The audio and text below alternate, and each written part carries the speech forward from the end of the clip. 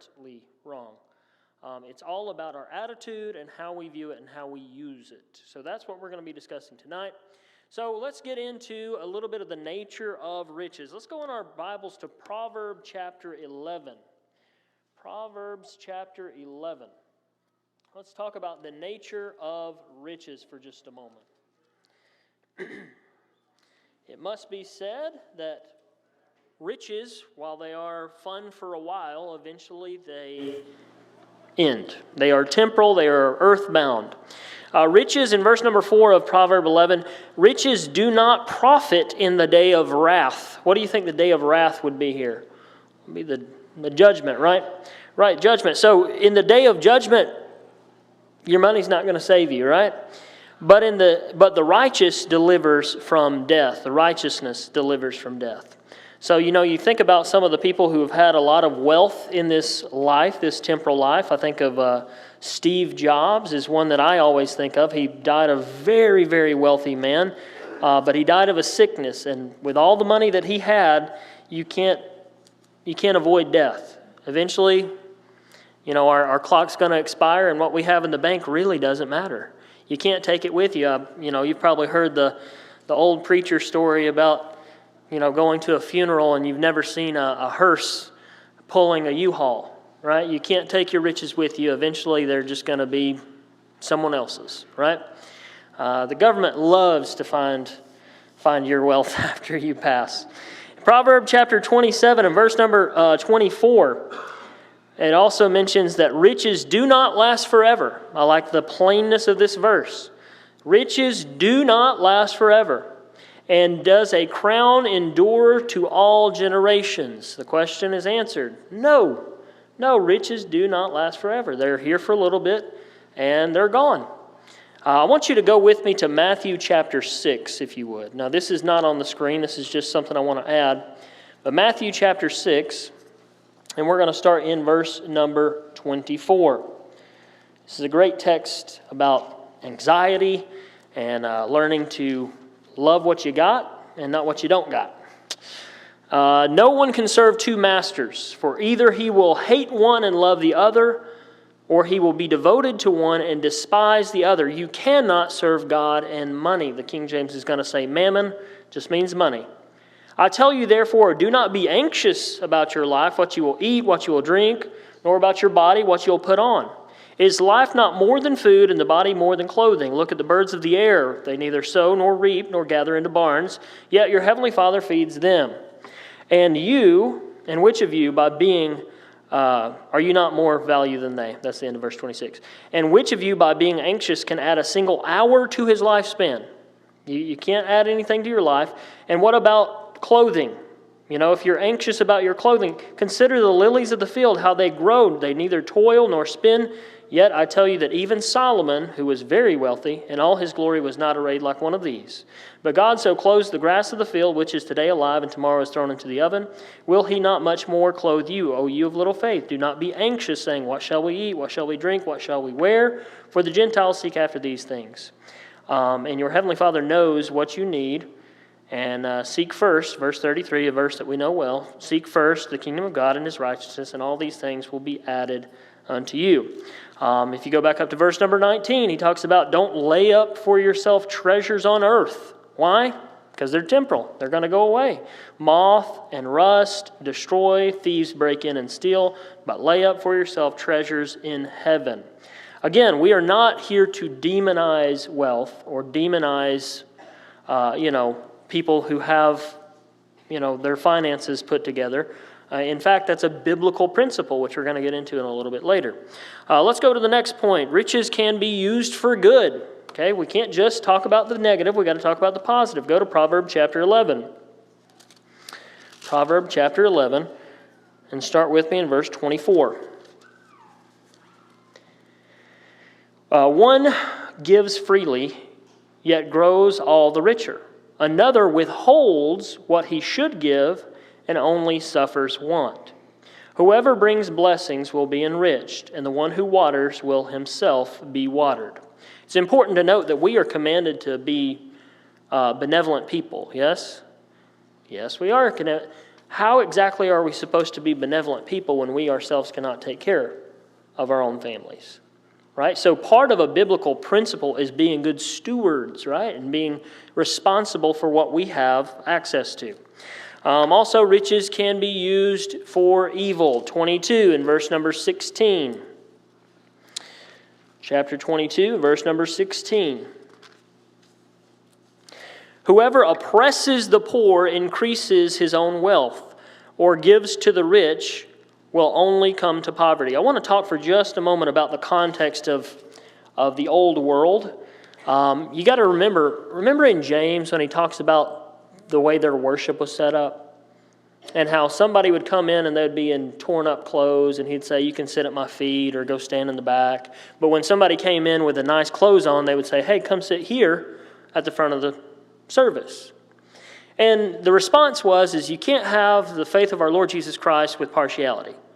You're being partial to some people based on their finances. And then he mentions in there that is it not the rich of this world who oppress, who are mistreating you, who bring you into courts? See, today we have so many options to obtain wealth. It could be something as simple as inheriting someone else's wealth. It could be something like investing your money wisely. It's not all tied to evil things. And not all wealth was tied to evil actions in the old world, but a lot of it was. And so we got to understand that, if you go back to Proverbs 22 and verse number 16, he is describing someone of that day who got their wealth through wicked actions, right? Take a man's garment. Verse number 16 of 22. Whoever oppresses the poor to increase wealth. The point of oppressing the poor was for self-gain. That would be immoral, right? But again, today it's not always the same. Are there certainly people who do oppress the poor in order to gain wealth? Absolutely. But not all wealth is found that way. All right, one more point here. Let's go to 1 Timothy chapter 6.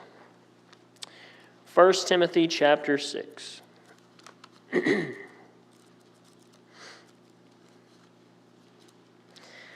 And this is where everybody likes to go when they talk about money. And that's good, but you got to read it for what it's worth. Let's read it for the whole thing is what I mean by that.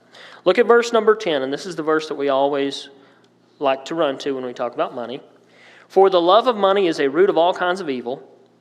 It is through this craving that some have wandered away from the faith and pierced themselves with many pangs. Okay? So a lot of people will say, hey, if you love money, that's the root of all evil. And yes, it is. But go back to what he said. The love of money. He didn't demonize money. It is nothing. It's of course, we need to respect it, but it's an inanimate object. It is neutral. It is neutral. It is neither good nor bad. You can build a hospital with money, and then you can go right down the street and build something else that's not good right next door. You can do something good with it. You can do something bad with it. It's all about who has it. Now drop down to verses 17 and 18. The same chapter. We're not going to leave this chapter.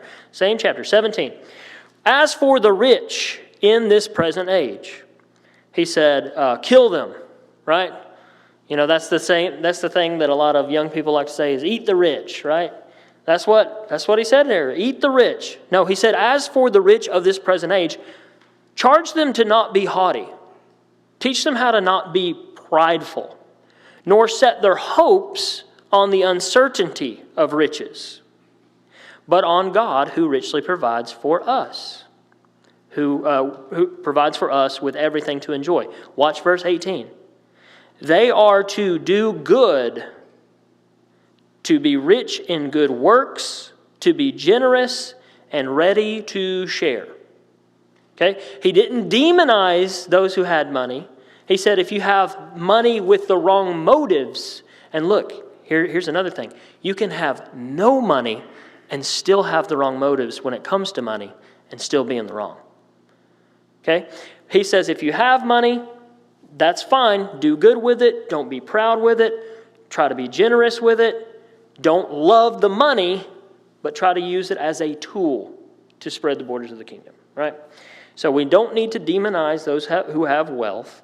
But we also need to understand that it is a very dangerous game because a lot of people fall into that pitfall of being proud and doing what they want to with it and putting their trust in it. And at the end of the day, it's an inanimate object. It's like a firearm. And I'm not here to talk about firearms and whether or not we should be handing them out to people or whatever. But you take a firearm and you sit it on a kitchen counter, it's not going to do anything. You put it in the hands of a person, it's a whole different game. But the firearm didn't do anything. It's inanimate. It did nothing. It's all about who holds it. The same goes with money. Same goes with a lot of things. It's all about the person with it. Yes, sir. It comes back to that God expects us to be good stewards of the monies and blessings He's given us. Right. Right. I mean, it comes down to our charge of it. We are told to be good stewards. We are told to act wisely with it because at the end of the day, whose money is it? It's God's, right? In Psalms, which we're not in Psalms, we're in Proverbs, but he says, I own the cattle on 1,000 hills. The rhetorical question has been asked, well, what about 1,001? Does God own the cattle on 1,001 hills? Yes, he owns everything. He's just saying, I own it all. Everything in this world, it's just temporal. We assign so much to it that we are willing to die for it and kill over it. And at the end of the day, it's temporal. We can use it for good. We can use it for evil. But it's inanimate. It's neutral. It is a neutral object. All right, let's get into some attitudes towards riches. And these are going to be some of the positives, some of the negatives. Number one, some people put all their trust in money. Now, a couple of weeks ago, we went back to the text in 2 Kings chapter 18 when Sennacherib is standing in front of Hezekiah and he's bragging about how great Babylon is. When we talked about pride a couple of weeks ago, we went to Daniel chapter 4.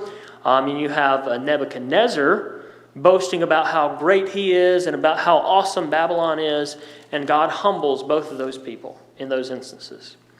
Some people put all their trust in their wealth and their ability to get more stuff. Let's go to Proverbs chapter 10. We'll look at 10, 11, and 18. So 10, 15 is where we're going to start. A rich man's wealth is his strong city. Okay, going back to the old world context, if you had a well-fortified city, you could sleep better at night.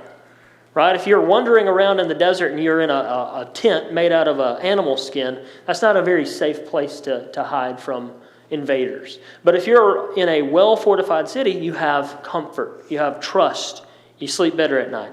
He said a rich man's wealth is his strong city, and the poverty of the poor is their ruin. Chapter 11, verse number 28. Whoever trusts in his riches will fall. He will fall, but the righteous will flourish like a green leaf. Chapter 18 and verse number 11. Shed some more light.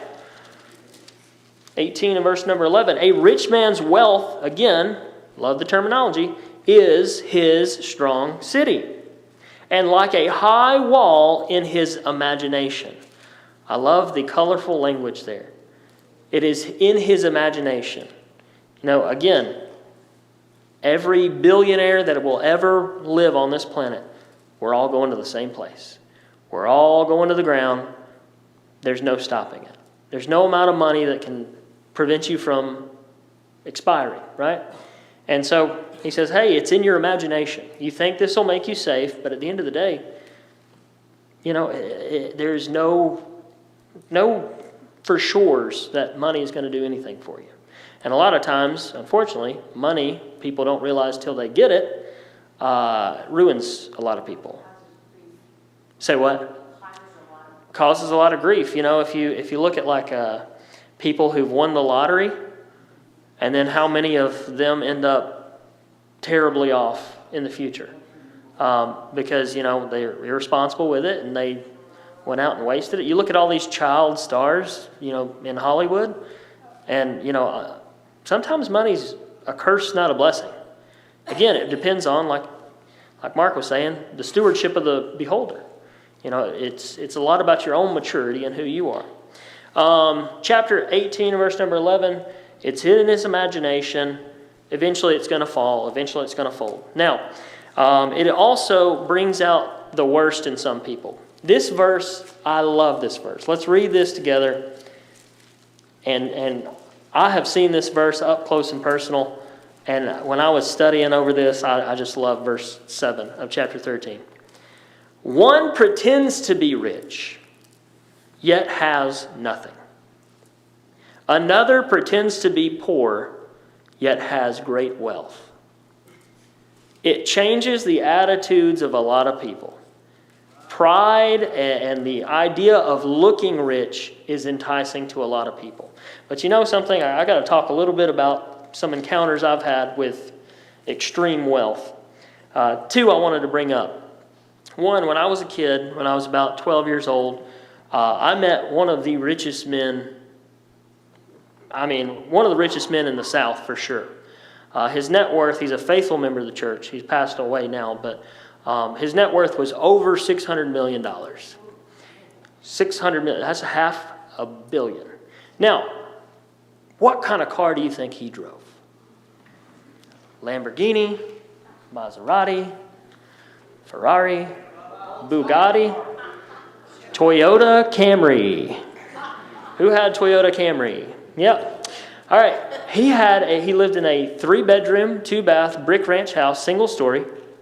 He drove a Toyota Camry, and you could not tell that this man was very, very well off. He was as nice as could be. Again, he was a member at the local congregation, one of the congregations in Alabama. And unless he decided to show you his wealth, you had no idea. And the first time I was introduced to him, I was about 12 years old. And my dad was outside doing something for him, doing some chores for him. And he said, "Son, come here. I want you to sit down."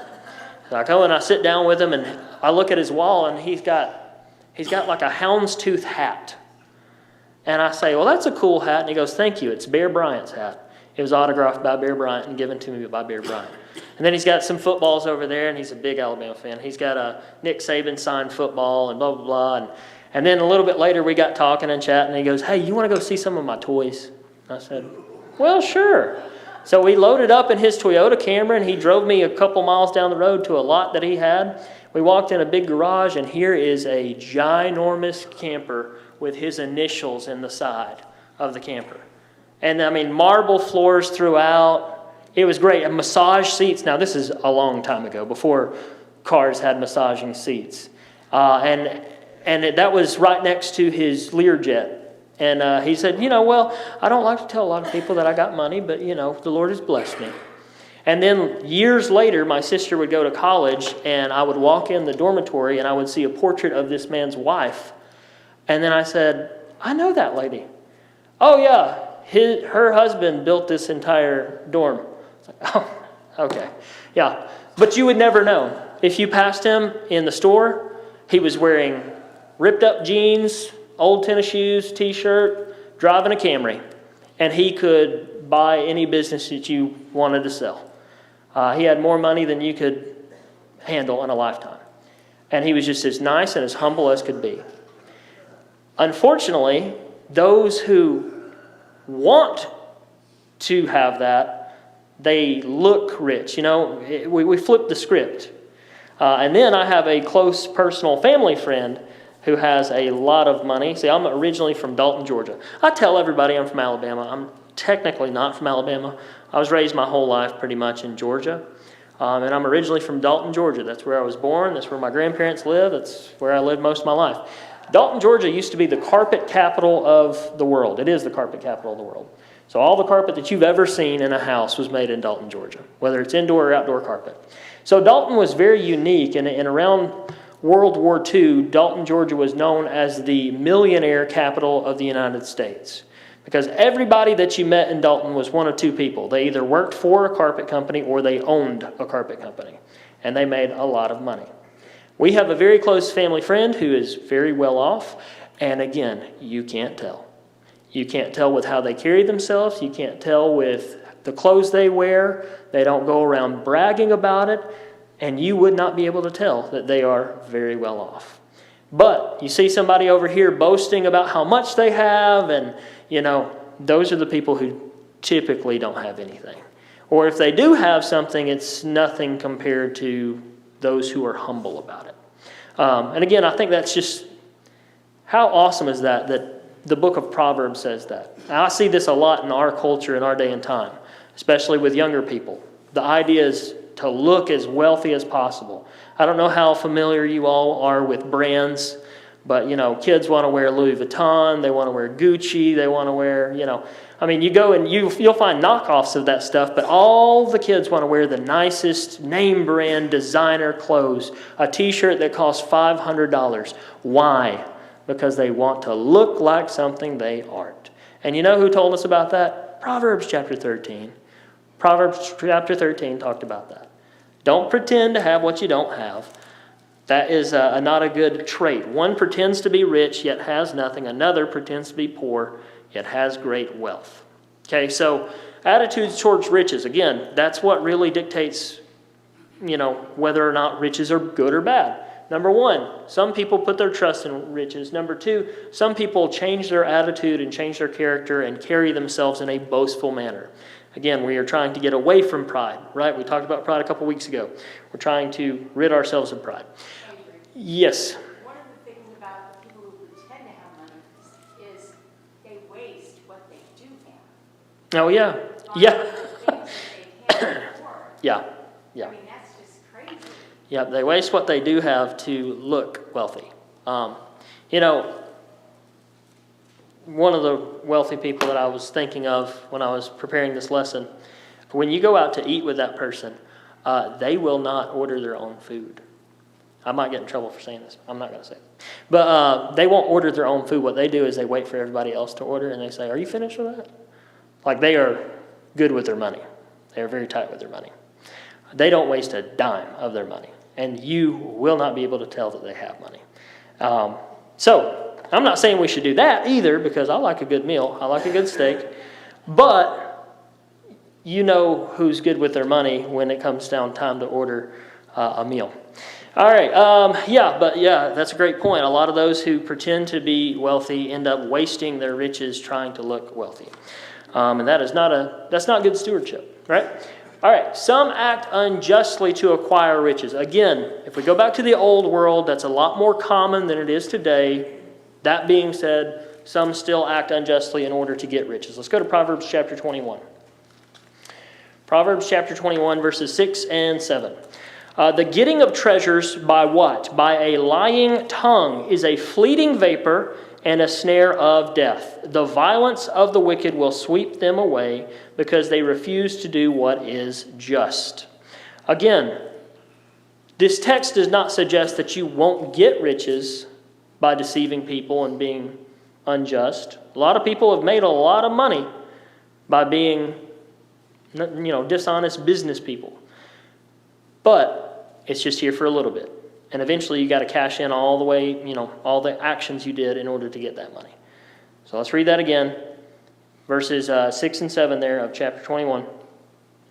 The getting of treasures by a lying tongue is a fleeting vapor and a snare of death. Funny thing about snares, if you've ever trapped animals, a lot of times the animal doesn't know that the snare's around their neck until it's too late. And the tighter you pull, the quicker you go, right? So if you're getting a lot of wealth and it's by devious means, that's going to eventually be your downfall or your demise. All right, and then Proverbs chapter 22 and verse number 7, and then we'll go back to chapter 13. Some respect money and use it wisely. That's positive, and I want to end on a positive note. The rich rules over the poor, and the borrower is slave to the lender. What does this verse teach us? Has anybody been familiar with Dave Ramsey at all? Yeah, Dave Ramsey, he's a financial guy. Yeah. He loves this verse. He quotes this verse and the verse that we're going to go to in Proverbs chapter 13. Let's read it again. The rich rules over the poor, and the borrower is slave to the lender. Okay, again, there's a lot of negative things about having wealth. It corrupts a lot of people, but you need to be wise with your money. You need to be a good steward. Okay, don't go around and borrowing what you can't pay back. Be a good steward of what God has entrusted to you. Now, chapter 13, verse number 22. A good man leaves an inheritance to his children's children, but a sinner's wealth is laid up for the righteous. Okay? We have many, many examples in the Bible of people passing on a sizable inheritance to their family members. That's a good thing, to take care of your family. You can't do that if you can't keep your head above water. And the same goes for the church, which we'll look at in just a minute in Acts chapter 2. They were told to be benevolent people. They were told to take care of those who are in need. You can't do that if you aren't wise financially. Now, I say all that to say this: I am terrible with money. I love spending money. No, I'm just kidding. I've gotten a lot better, but I do love to shop. And so for all my brothers and sisters who love to shop, I feel your pain, but we got to do better. We got to do better. You're in it with me. All right, any comments, questions, interjections, rebuttals before we move on to some examples? Yes, ma'am. When we were talking about the acting unjustly, I actually was at Sam's last Thursday when a man ran through with a cart loaded so high you could barely, I don't know how things didn't fall out of it, just went out the door and went and put it in his car. And they were not able to do anything about it. They were saying, don't chase him, you'll get him, you'll lose your job. And he was out there slowly putting all this stuff in his car. Yeah. You mean to tell me the great barrier of the receipt checker didn't stop him? Well, she tried, believe me. That's the goofiest thing. She had a hold of the cart and they were screaming at her to let go. They said, if you go out that door with them, you're going to get fired. Well, I mean, it's just so sad. well, folks, after church, we're going to go to Sam's and we're going to load up some cars.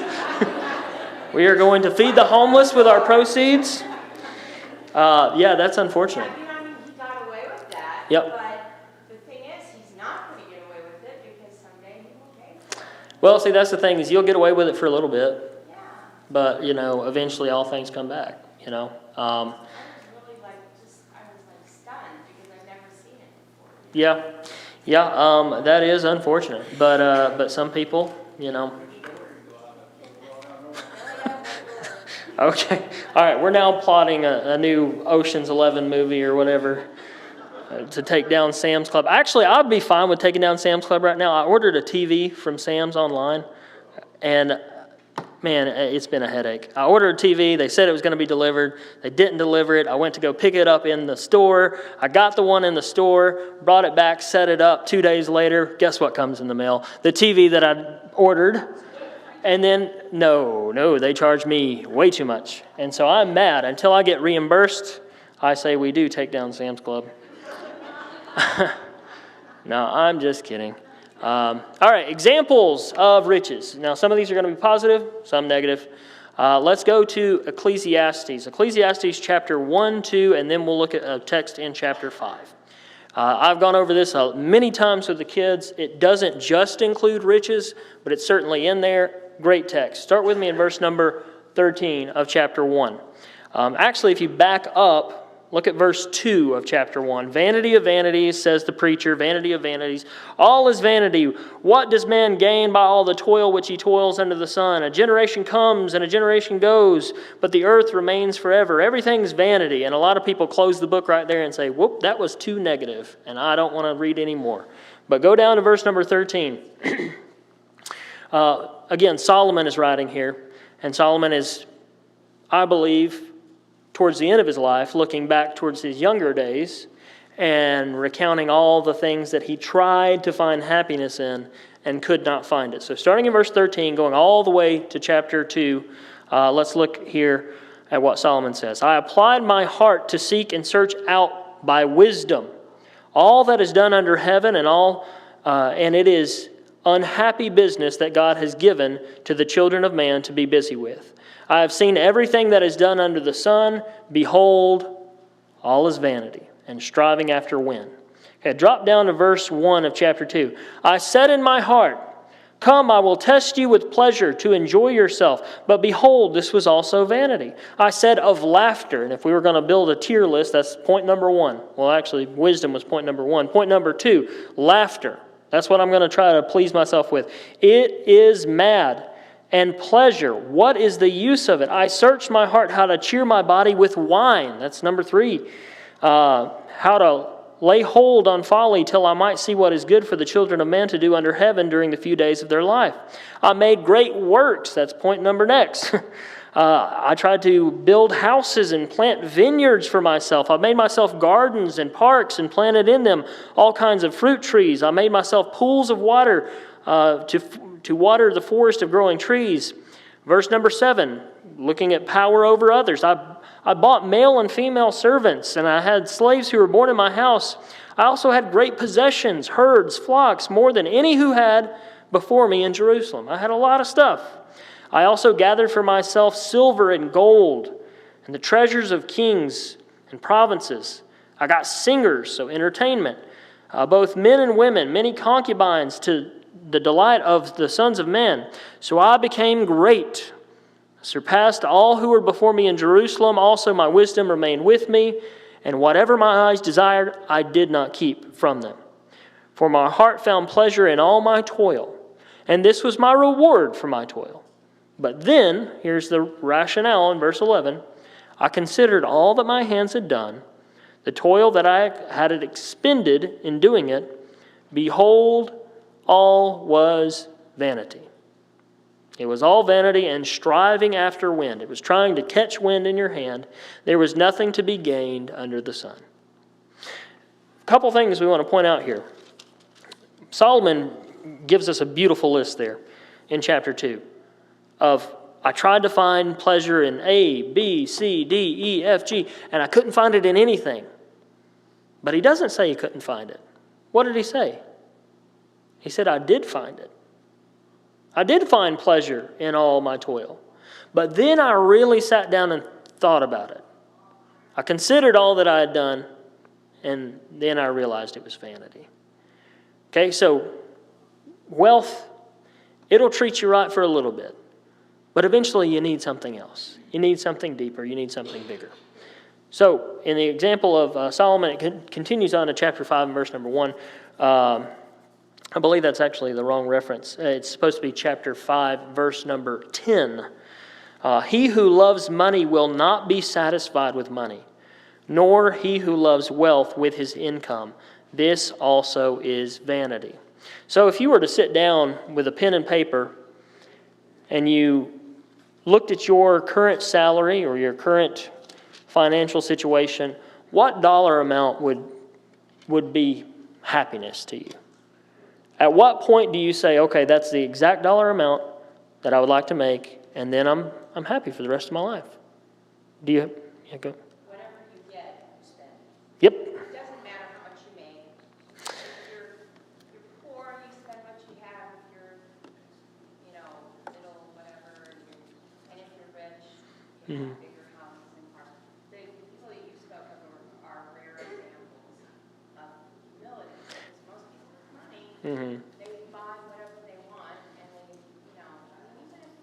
even if they still do good, they still spend. Yeah. Almost everybody. You just tend to spend what you get. Yeah. Going along those lines, you said, the people that I mentioned, they're rare examples. If you had a lot of money to give someone, to pass down to someone, I think it's wisest to give it to the person who doesn't want it, right? The person who really wants it, I think that example is pretty clear when you look at the prodigal son. One of the sons said, hey, I'm just going to buckle down. I'm just going to keep working. And the other one said, give me what you owe me. I want it now. I want it now. And he ended up hurting himself in that process. So if you had money to give to someone, it's wisest to probably give it to the person who doesn't want it. Which, speaking of, I don't want any of your money. Please don't. Please don't make your checks payable to Charles Philip Avery Hackney, 1L. I'm just kidding. Now let's go to chapter 12 of Ecclesiastes really quick. We're running out of time here.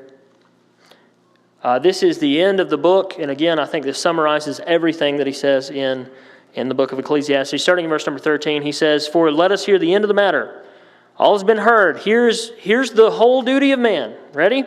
"Fear God, keep his commandments. This is the whole duty of man, for God will bring every deed into judgment with every secret thing, whether good or evil." Okay? You can search your whole life for happiness in things, in relationships, in money, in wine, in laughter, in working. Where will you find happiness? The end of the book says God. Yes, ma'am. All the rest are temporary. Yeah, all the rest are temporary. That's 100% right. And we're going to look at a few more of those examples that highlight that. Let's go to Luke chapter 12. Luke chapter 12, this is the rich fool, and then we will look at the rich young ruler before we're done. I got a couple more examples. Verses 13 through 21 of Luke chapter 12. Someone in the crowd said to Jesus, "Teacher, tell my brother to divide the inheritance with me." That's kind of what I was just saying. He's really wanting that inheritance. But he said to him, "Man, who made me a judge and an arbitrator over you?" He said to them, "Take care and be on your guard against all covetousness, for one's life does not consist in the abundance of his possessions." He told them a parable saying, the land of a man who was rich produced plentiful. And he thought to himself, "What shall I do, for I have nowhere to store my crops?"